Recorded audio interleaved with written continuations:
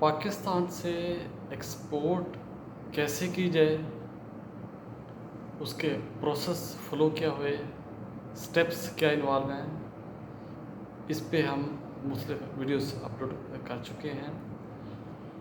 28 steps device किए गए हैं, जिसमें से 20 स्टेप्स हमने कवर कर लिए और बैलेंस के आज हम इंशाल्लाह उसको कवर करते हैं। तो 21st स्टेप में जो लिखा हुआ है, जो कि मैं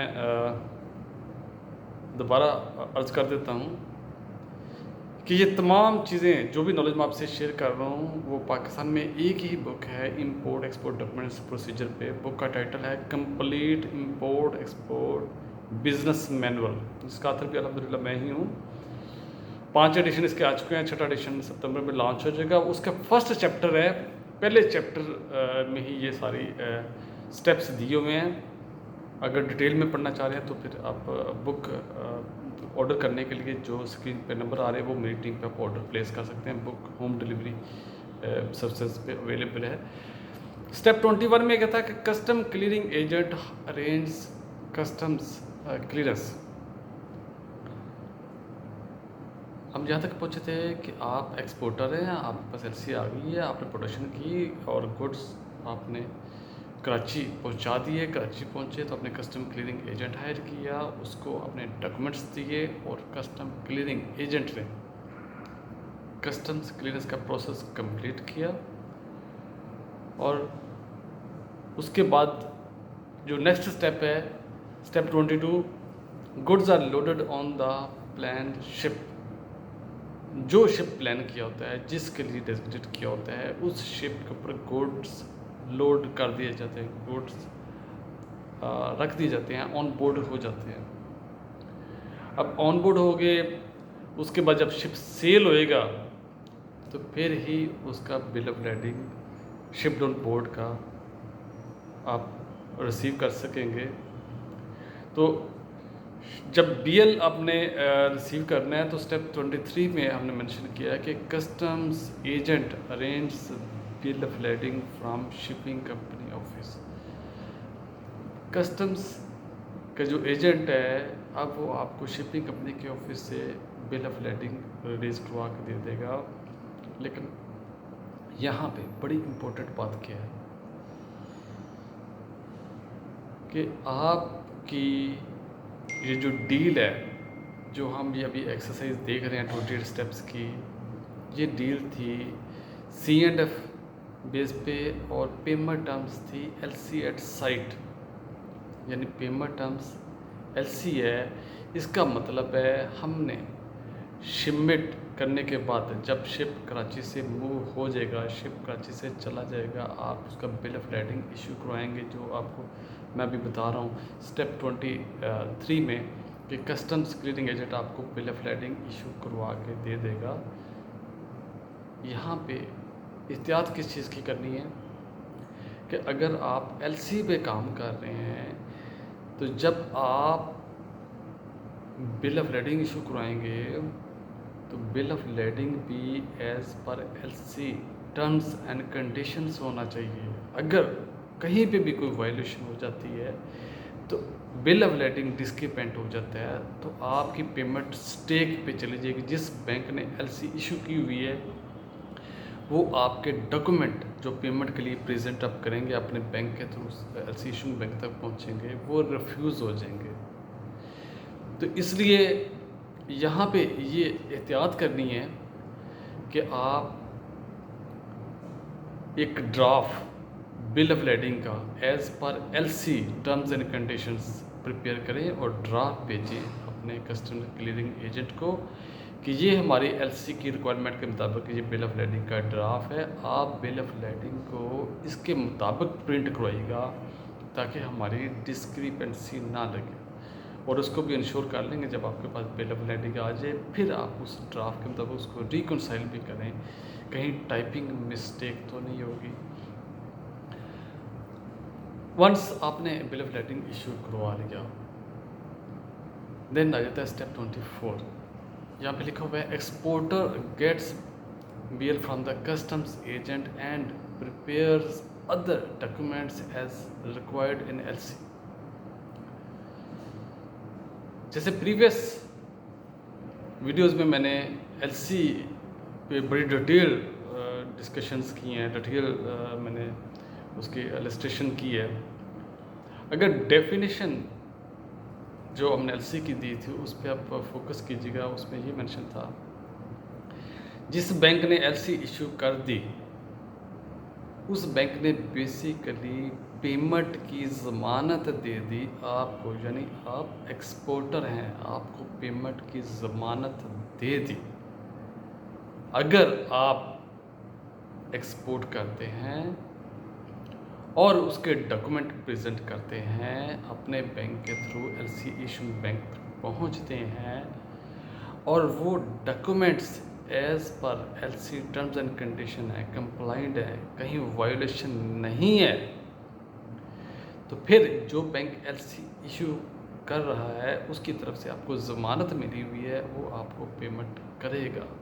बल्कि 78 क्लास में वो बैंक टू बैंक भी कमिट कर रहा है। जब मैं आपको LC का स्विफ्ट दिखाऊंगा तो फिर मैं सारे क्लासेस पे बताऊंगा कहाँ कहाँ पे वो कमिट कर रहा है। जो LC इशू बैंक है वो एक्सपोर्टर के एडवाइजिंग बैंक को भी कमिट कर रहा है कि आप मुझे जब डॉक्यूमेंट भेजेंगे, अगर एज़ पर LC हुए तो मैं आपको पेमेंट भेज दूंगा, यानी ये इन एडिशन गारंटी है। तो ये क्या है कि अगर LC पे काम कर रहे हैं और आपके डॉक्यूमेंट करेक्ट हैं, करेक्ट मीन्स LC की टर्म्स एंड कंडीशंस और डेडलाइंस के एन मुताबिक हैं, तो फिर ही पेमेंट आपकी सिक्योर है। अगर उसमें वायोलेशन होगी तो वायोलेशन को जो LC इशूइंग बैंक है, जब डॉक्यूमेंट उसके पास पहुंचेंगे उसको चेक करेगा, वायोलेशन उसको नज़र आ गई, उसने पॉइंट आउट कर दी, तो फिर वो आपके बैंक को लिखेगा कि इसमें ये वायलेशंस हैं, और वायलेशंस को वो डिस्क्रिपेंसीज कहेगा कि ये डिस्क्रिपेंसीज हैं, बाकायदा डॉक्यूमेंट्स का मेंशन करेगा कि इनवाइस में ये डिस्क्रिपेंसी है, बिल ऑफ लेडिंग में ये है, या किसी और डॉक्यूमेंट में ये डिस्क्रिपेंसी, वो क्लियरली मेंशन करेगा और साथ ही वो रिफ्यूज़ल कर देगा जी as per CP6 and respective class लगा के, आर्टिकल लगा के, तो वो रिफ्यूज़ल कर देगा कि डॉक्यूमेंट आपके रिफ्यूज़ड हैं। तो इन द मीन टाइम वो यही इंटीमेशन इंपोर्टर को भी भेज देगा, तो उस वक़्त आपकी पेमेंट फिर स्टेक पे आ जाएगी। पेमेंट इशूइंग बैंक सिर्फ और सिर्फ उस सूरत में रिलीज़ करेगा अगर जो इंपोर्टर है वो उस डिस्क्रिपेंसीज को एक्सेप्ट कर लेता है और वो गो अहेड देता है, ठीक है मुझे एक्सेप्ट एंड डॉक्यूमेंट, आप उसकी पेमेंट भिजवाते हो, तो फिर ही पेमेंट LC इशू बैंक देगा। यानी अगर डॉक्यूमेंट गलत हैं, डॉक्यूमेंट डिस्क्रिपेंट हैं, वायलेशंस की हुई हैं, तो फिर LC पे काम करके भी हम सिक्योर नहीं हैं, पेमेंट हमारी सिक्योर नहीं है।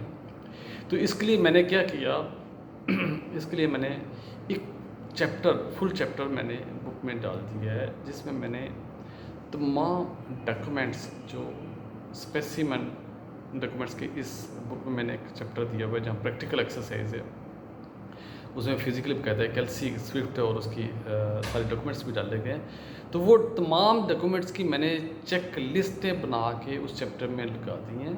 अगर आप उन चेक लिस्ट के मुताबिक 1 बाय 1 सारे डॉक्यूमेंट चेक करते हैं, हर डॉक्यूमेंट की अलग से चेक लिस्ट है, तो फिर वो जो वायलेशंस हैं, जो डिस्क्रिपेंसीज हैं, उसके चांसेस बहुत ही कम रह जाते हैं। उसके बाद आप बैंक्स को भी चेक करवा लें, और अगर इस तरह से आप वो चेकलिस्ट के थ्रू करते हैं तो मेरे ख्याल में आपके डॉक्यूमेंट रिफ्यूज़ नहीं होने चाहिए और आपको बिल्कुल डॉक्यूमेंट क्लीन जाने चाहिए। उसमें भी मैं डिटेल में एक वीडियो बनाऊंगा, वो सारी चेकलिस्टें मैं दिखाऊंगा बाकायदा, जो पूरा चैप्टर में है। अच्छा, इसका मतलब है डॉक्यूमेंट आपने तैयार किए। डॉक्यूमेंट स्टेप 5 में क्या आ गया, एक्सपोर्टर जो है submits the original documents required in LC in his bank along with original LC and GT etcetera.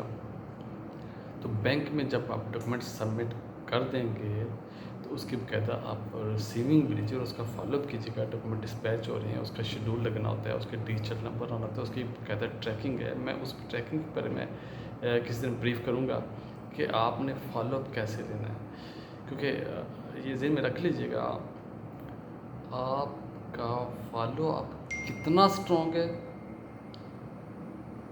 आप ये समझ लें कि जितना फॉलोअप आप स्ट्रॉन्ग है उतना ही ज़्यादा आपकी बिज़नेस में कामयाबी के चांसेस ब्राइट होने शुरू हो जाते हैं। तो फॉलोअप आपका बड़ा लॉजिकल वे से होना चाहिए।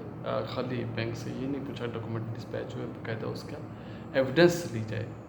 बैंक से जब रिसीविंग देखें तो उसका जो शेड्यूल लगवाएं, शेड्यूल लगवा के उसका DHL नंबर लें, DHL नंबर गूगल पे जाके ट्रैकिंग पे डालें कि वाकई वो डिस्पैच हो चुका है या नहीं हो चुका। उसके बाद डॉक्यूमेंट डिस्पैच हो जाए, जब तक वो DHL ट्रैकिंग गूगल पे शो कर रही है डिलीवर हो गए हैं, फिर आप इंपोर्टर को अप्रोच करें कि डॉक्यूमेंट तो आपके बैंक में डिलीवर हो चुके हैं, उसको फॉलो करें। तो फॉलो पर टिल पेमेंट रिसीट आप फॉलो अप लें। Then step 6, exporter bank adds its instruction letter schedule and dispatches the documents to the importer's bank issued LC, यानी LC इशू बैंक को चले जाते हैं। अब इंपोर्टर का जो बैंक है स्टेप 27 में उस पर डॉक्यूमेंट पहुंचते हैं, चेक करता है एज पर UCP 600, उसके पास 5 वर्किंग डेज है डॉक्यूमेंट को चेक करने के लिए। अगर 5 दिन के अंदर कोई डिस्क्रिपेंसी उसको लोकेट हो जाती है, वो पॉइंट कर लेता है, तो फिर वो रिफ्यूज़ल कर देगा। और अगर डॉक्यूमेंट क्लीन है, कोई डिस्क्रिपेंसी नहीं है और LC एट साइट है, तो फिर उसको फौरी पेमेंट करनी चाहिए।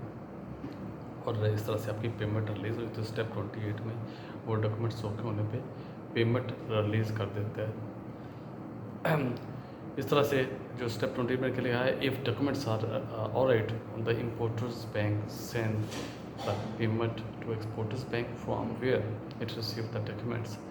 इन case of discrepant documents importers bank needs approval of importer to send the payment. जैसे मैं पहले अर्ज़ किया, अगर डॉक्यूमेंट डिस्क्रिपेंट होंगे तो फिर उसको विलिंगनेस लेनी पड़ेगी इंपोर्टर की कि क्या वो उसका अकाउंट डेबिट कर दे और पेमेंट भेज दे एक्सपोर्टर को। तो अभी आज की जो पॉइंट का जो क्रक्स है आज के डे का जो वीडियो है वो ये है कि ये सारे प्रोसेस में फॉलोअप स्ट्रॉन्ग होना और डॉक्यूमेंट्स का करेक्ट होना, एज़ पर LC होना, LC के एन मुताबिक होना, LC की टर्म्स एंड कंडीशंस को फॉलो करते हुए सारे document banana with in deadlines और टाइम फ्रेम जो बैंक में जो LC में दिया गया उसके मुताबिक देना, ये कंडीशंस हैं कि आपकी पेमेंट भी सिक्योर है और टाइमली पेमेंट आ रही है। और अगर ये दोनों चीज़ें प्रॉपर वे से नहीं हो रही तो फिर पेमेंट स्टेक पे है, पेमेंट रिस्क पे है। दोस्तों आज 28 स्टेप्स का जो मैंने आपसे वादा किया था वो मैंने सारे वीडियोस में कंप्लीट कर दिए हैं। अब इंशाल्लाह ताला मैं कोशिश करूँगा 1 बाय 1 तमाम स्टेप्स पे डिटेल्ड वीडियोस बनाऊँ, एक एक स्टेप पे डिटेल्ड वीडियो बने। फिर ऑनवर्ड्स ऐसे मैटर्स जो एक्सपोर्ट का बिज़नेस शुरू करने से पहले आपको सारी प्रिपरेशंस करनी है, जिन चीज़ों का आपको ख्याल रखना बहुत ज़रूरी है ताकि आप को मुश्किलात का सामना ना करना पड़े, या आपको पहले से पता हो अगर कोई मुश्किलात आई तो उसको सेटल कैसे करना है। वो सारी चीज़ें 1 बाय 1 में इंशाल्लाह ताला अपलोड करता जाऊँगा, जैसे मैंने लास्ट वीडियो में भी शेयर किया था। ये सारा कुछ मैं इसलिए कर रहा हूँ कि मेरे लाइफ कुछ नहीं का है कि जो कुछ नॉलेज हासिल किया है वो इस दुनिया में बांट के जाना है, सीने में लेके दफन नहीं होना। क्योंकि मेरा जो मकसद हयात है खुशियाँ और इल्म बांटना, दो ही मेरा मकसद हयात है। और डेली मैं सोने से पहले अपना हिसाब खुद करता हूँ कि आज के दिन में कोई खुशी और कोई इल्म बांटा या दिन खसारे में चला गया। तो अल्हम्दुलिल्लाह मेरा दिन खसारे में कोई नहीं जाता, हर दिन मेरा ऐसे ही गुजरता है कि मैं खुशियाँ और इल्म बांट रहा होता हूँ। और इसलिए मैं अपने आप को लकी भी समझता हूँ। ये अल्लाह पाक की ज़ात की ख़ास रहमत है मेरे पे। अपना बहुत सारा ख्याल रखिएगा। पाकिस्तान जिंदाबाद।